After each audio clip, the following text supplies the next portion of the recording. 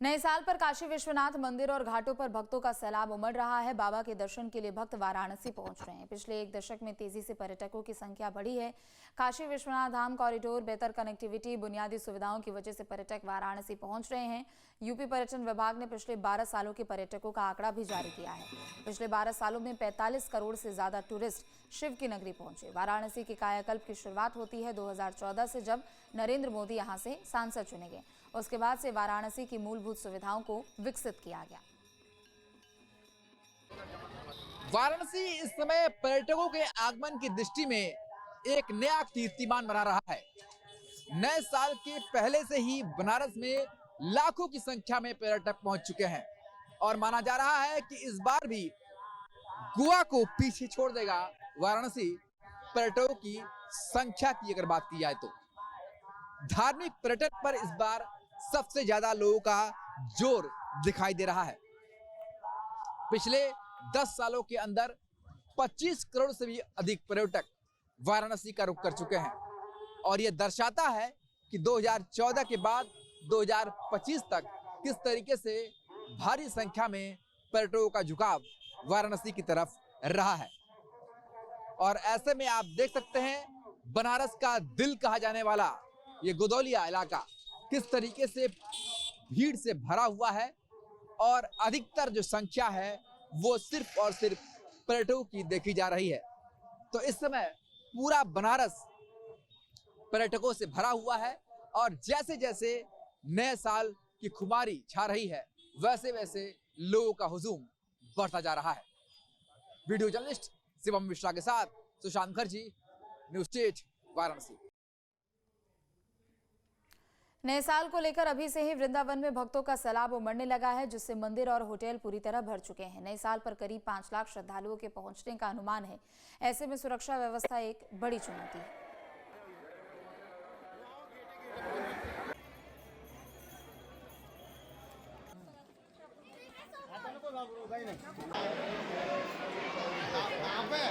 क्या व्यवस्थाएं की जा रही हैं आपकी तरफ से? आप हाई पावर कमेटी के सदस्य हैं। देखिए, परसों हमारे माननीय अध्यक्ष महोदय भी आए थे, मंदिर में आए थे, उनसे मेरी चर्चा हुई थी इस विषय पे और कल हमारी मीटिंग होने जा रही है।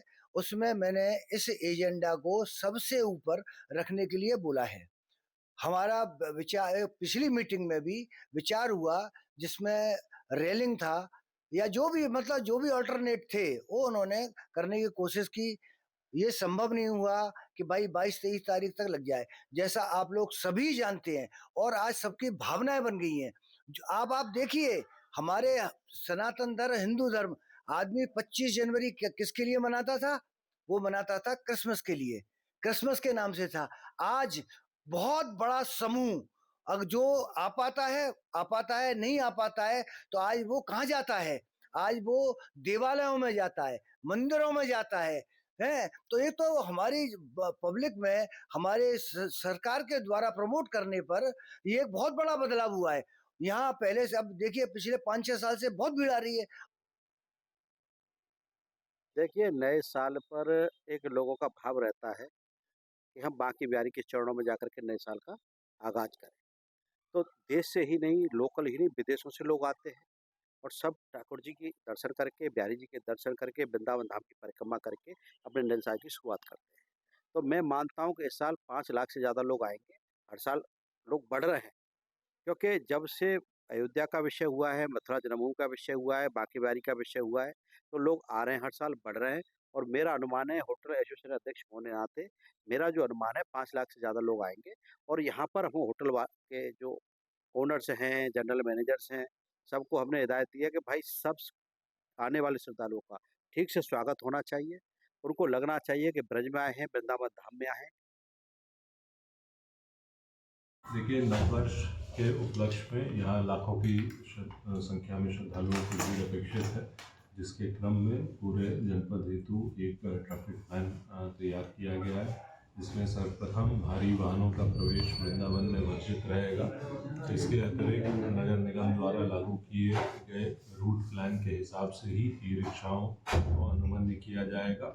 जो पंजीकृत ई रिक्शा है और निर्धारित रूट है उसी के चले, शेष ई रिक्शा को उन रूटों पर चलने की अनुमति नहीं रहेगी।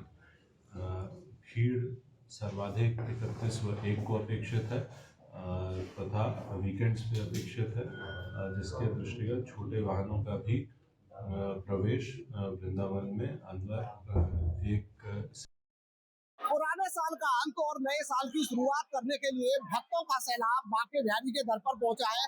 तस्वीर देखिए किस तरीके से जो भक्तों का सैलाब है वो उमड़ता हुआ दिखाई दे रहा है।